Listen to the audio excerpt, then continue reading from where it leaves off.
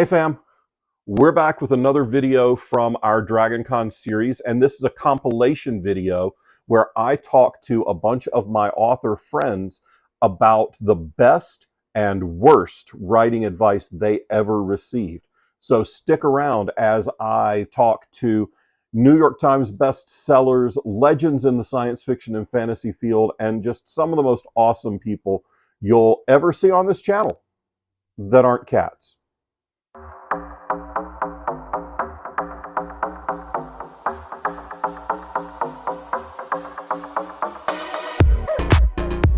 Hey there, so I'm sitting here in the cavernous Weston Hotel with my good friend, my mentor, my brother from another mother, Jonathan Mayberry, New York Times bestseller, 5-time Bram Stoker Award winner, president of the International Association of Media Tie-In Writers, which I probably completely butchered that. No, that was it. Yeah. All right, good. And winner of more awards than you can shake a stick at, unless it's a very large stick. So we're continuing our series of asking my friends to tell me the best piece of writing advice they ever received. So the best piece of writing, actually, it's a tie. Okay. Well, given the quality of mentors you had coming up, so you can pick a couple. So one is Ray Bradbury, one is Richard Matheson, who are mentors of mine when I was from age 12 to age 14.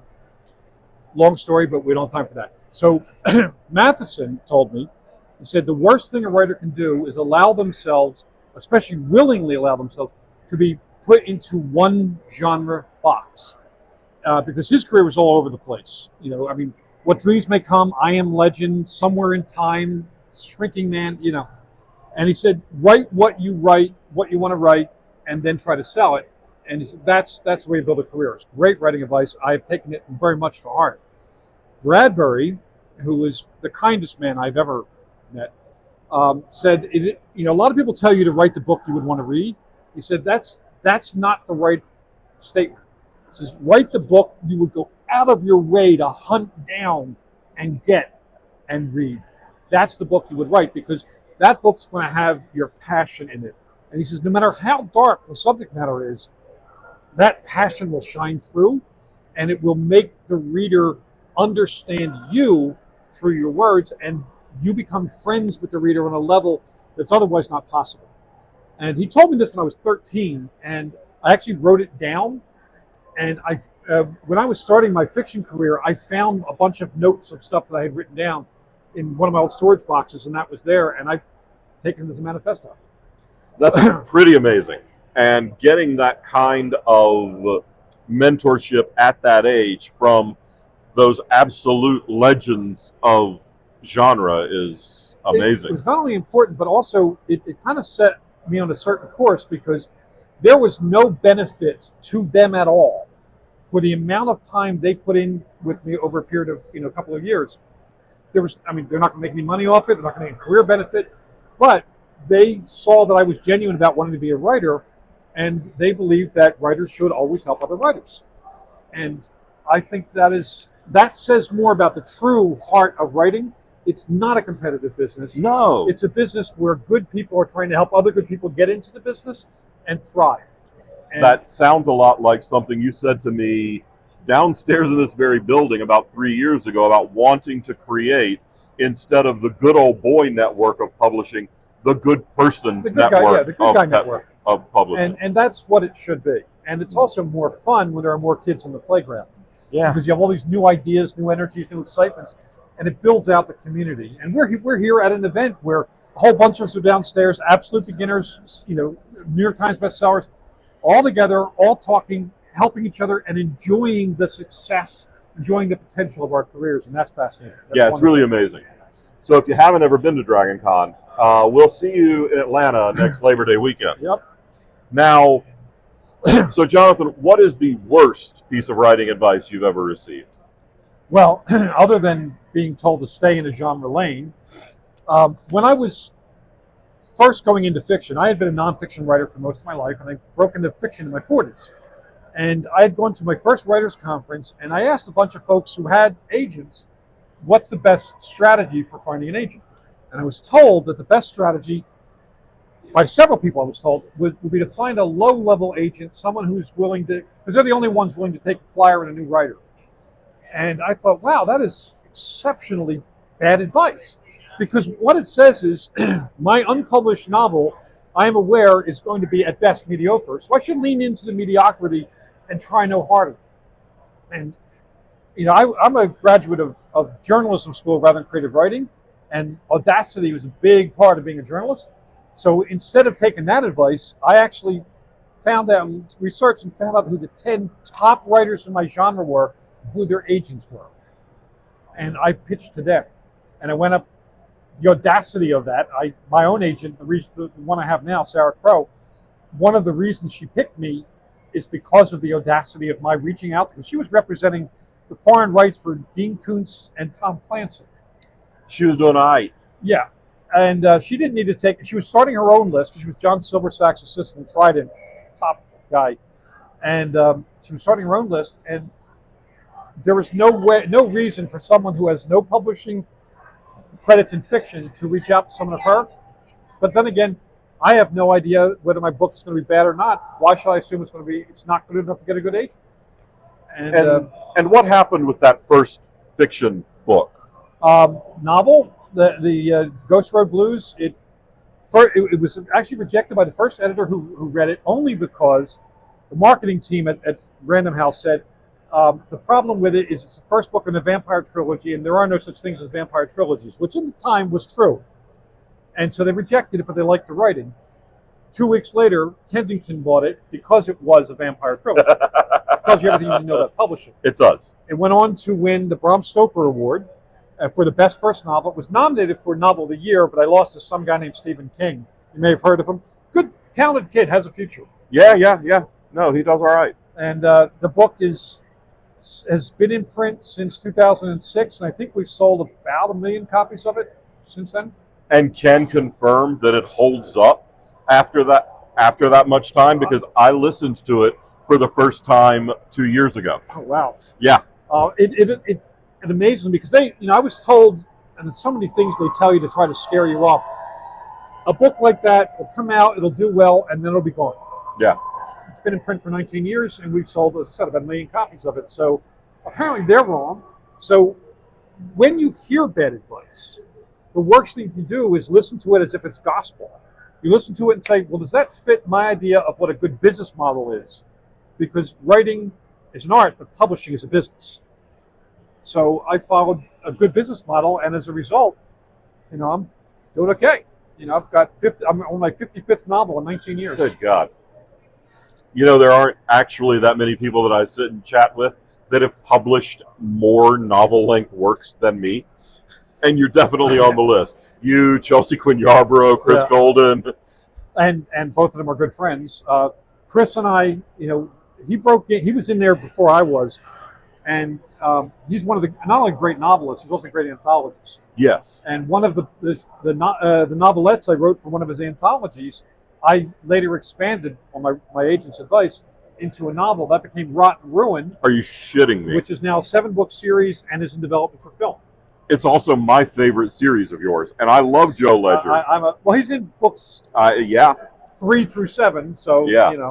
But I love the Joe Ledger series. But Rotten Ruin is not only my favorite zombie story; it's my favorite series of yours. Oh, thank you. It's has such a special place in my heart, because when I finally got into writing it, I wrote it because of my love of the zombie genre. And when I was 10. I snuck into the movies to see the world premiere of Night of the Living Dead. Years later, once I started doing a lot of, Comic Cons and other things, I did about 40 or 50 panels with George Romero, and we became really good friends. And it was one of his 2 favorite zombie novels, the other being my novel Dead of Night. Well, I'm glad to hear that I have good taste, according to George Romero, Apparently because it's mine too. And I happen to like the books pretty much. But to have George Romero like my stuff at all, let alone wanting to collaborate with me on some projects, is still surreal. I know exactly how you feel, because it's how I feel about you liking my stuff and wanting to put me in anthology. And I think you have low standards, but this is what makes the business fun, because being a success in the business doesn't make you a better writer or a better person. It means that for whatever reason you became a success. I applied a lot of business sense to my career, but there are so many talented people in this business, some of whom are just breaking in, some of whom have been in for a while, and it's a good, like, somebody who's a dedicated reader is never going to run out of fantastic books to read. Yeah. And I've recommended your books to a whole bunch of people. Thank you. And it's fun because we can be each other's fan club as well as each other's as colleagues and friends. Absolutely. And that's how this business really thrives. And now we're going to go back downstairs and have another drink, and I'm hopefully going to have pizza waiting for me. So thank you so much for taking a few minutes, my brother. Thank you. All right. I'm here in the Fantasy Lit Track Room with the inimitable, the inevitable, the indomitable Charlaine Harris, my new bestie. So, Charlaine, could you share with the people at home, all tens and tens of people watching here on YouTube, please let them know the best piece of writing advice you ever received? The best piece of writing advice was to be persistent. That was the best piece. Hard to do, but necessary. And you told a story on this panel about that kind of persistence with the Suki Stackhouse books. Yes. That book got turned down over and over and over. My agent despaired of ever selling it. But I said, this is the right book. It'll find the right time. And it did. I think it did okay. It did okay. What'd you say, 42nd printing? Yeah. I think that's all right. Yeah, it's okay. I'll go with it. But now, you've been at this a minute. Yeah. You probably had a whole bunch of people tell you a whole bunch of stuff along the way. Oh, yes. What's the worst piece of writing or publishing advice you ever got? This is very easy. After I wrote my first mystery, which of course contained murders, I got a letter from a lady who asked me, wouldn't I consider writing nonviolent alternatives? Did you respond? And if so, how? Well, I said, considering the fact that I write mysteries, it's pretty essential that there be violence at some level or other. So that's probably not what I'm going to do, but it was very pleasant of you to suggest that. Well, thank you for taking a minute. And sure. Just let your agent know that if there's ever another book that's on submission for 2 years, I got a guy. Okay. That's good to know. It's such a pleasure. Great meeting you. Thank you so much. You're so welcome. All right. Hey, so I'm here again in the Fantasy Lit Track Room, and this time I am with multi-bajillion selling author and dear friend Sherrilyn Kenyon. Sherry, thank you so much for taking the time to sit with me for a second with your adorable Derpy tiger, because we're all, Team Huntrix here, right? Oh, absolutely. Yes. I love this thing. Very cute. All right. So, Sherry, would you share with our audience the best piece of writing advice you ever received? The best piece of advice I ever got is, she's also a New York Times bestseller, Kathy Maxwell. Okay. But before she was published, she looked at me and said, you need to sign every single book like you're going to be the next hot big thing. And I think that, look forward. Don't think that I'm desperate. Never sign a contract out of desperation. Good for you. Yeah, that's really smart. Now, what is the worst piece of writing or publishing advice you ever got? There's so much.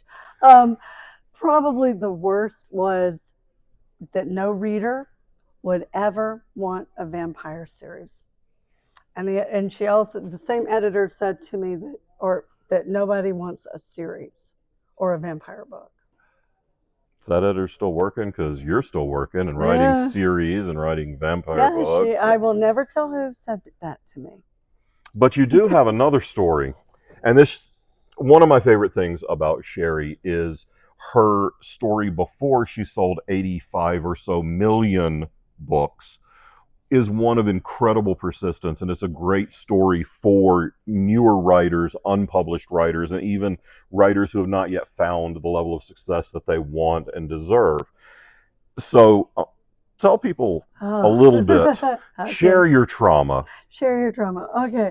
So I never wrote very marketable books, but my friends like Kathy were all New York Times bestsellers at the time for Regency set historicals. And I'm thinking, well, okay, with their help, I'll write one. I'm going to be marketable for once. And I sent it out to my agent. She's like, oh my God, this is so amazing. She sent it out. And one by one, all the rejections came in. And bar none, I got the worst rejection of my career. And I always tell anybody, if you get a worst rejection, dinner's on me. And it was, no one at this publishing house will ever be interested in this author. Do not submit her work to us again. Did you ever end up doing any work with that publishing house? And that editor. And I that ended editor? up with that editor. Yeah. made that publishing house a whole lot of money. I think they got interested. Little bit. So yeah, hang in there. Yeah, so keep writing. Absolutely. Thank you so much, Sherry. Oh, thank you, darling. It's always Thank great you. seeing you. You too, darling. Thank you.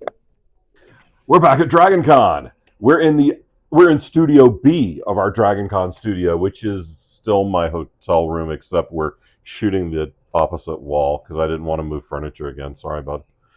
I'm here with AJ Hartley, and he's going to share with us the worst writing advice he's ever gotten. But first, AJ, what's the best writing advice anyone ever gave you? Finish what you start. I think for me that was the most useful, because a lot of young writers particularly will talk about wanting to write, but they invariably don't finish their projects and they lose interest halfway through, they move on to something else, and they never have anything complete that they can polish and turn into a product. So they always have partial bits of ideas that never really develop.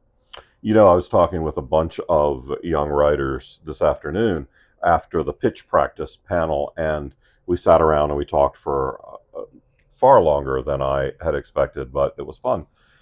And I told them all that just by having typed the words "the end" on a novel-length work of fiction, they were probably ahead of 8 out of 10 people that talk to us at our tables at conventions and do exactly that. I want to write a book. Yeah. Well, I want to win the lottery, and if you don't sit down and type, you have about the same chances of writing a book as I do of winning the lottery. But it seems to me like a lot of times when people say, I want to write, what they mean is, I want to have written. They want to be Castle. Right. I also want to be Castle. Many days I'd settle for being Nathan Fillion. Yeah. As long as I don't have to wear the Guy Gardner haircut. So AJ, what's the worst piece of writing advice you were ever given, or you heard some idiot give to a prospective writer? I mean, this could go a couple of different ways. There's the very sort of super literary kind of advice, which eschews all form and tells you to write from your heart and not worry about things like market and structure.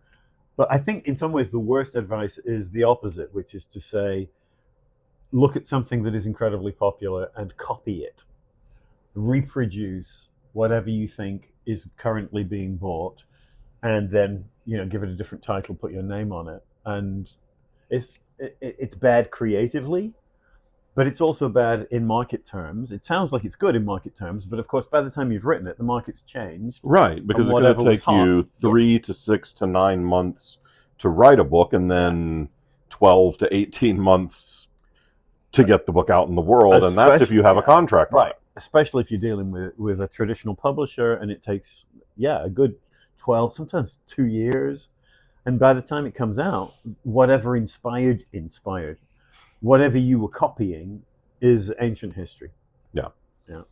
All right, those are good pieces of advice. Actually, it's a good piece of advice and a really crap piece of advice. So thank you, AJ. Don't confuse them. Yeah, please don't conflate the two. And we'll be back with more writing advice from my awesome friends. So we're sitting here in the Weston Overlook as Matt Dinneman is having a signing with like 5,000 people in line, and Lucienne Diver and I are taking a moment to chat amongst ourselves. So Lucienne, what is the best piece of writing advice anyone's ever given you? The best piece of advice is the journey only ends when you stop journeying.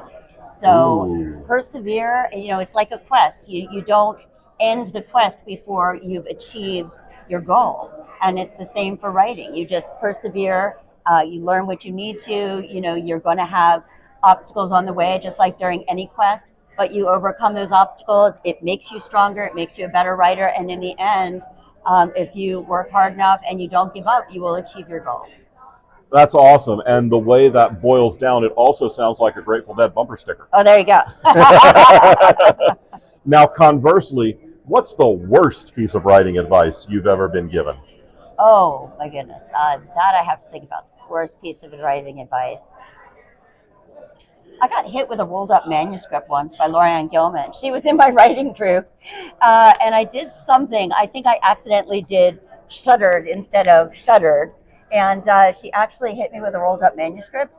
And I won't say it was bad advice because it brought the point home. So sometimes you just have to knock somebody upside the head, I guess, and it works. And out of all of our mutual friends, and there are many, Laura Ann is the one voted most likely to slap somebody upside the head with a rolled up manuscript. There you go. Both literally and figuratively. Well, thank you, Lucienne. And people can pick up your brand new book, The Whisperkin, at Falstaff Books' Shopify site. Absolutely. Do it. Hey, so I'm back in our DragonCon studio.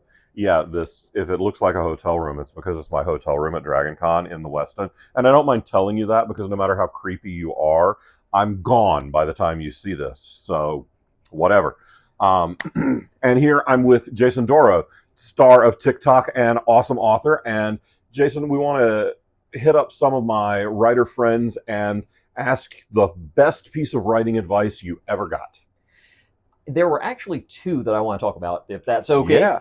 The first one is to finish what you're working on. If you don't finish what you're writing, you won't have anything to edit, you won't have anything to publish. So finishing what you're doing, even if you're pushing through and it's arduous, at the very beginning, finishing a piece of work is super important. So that was a really big piece of advice that I got.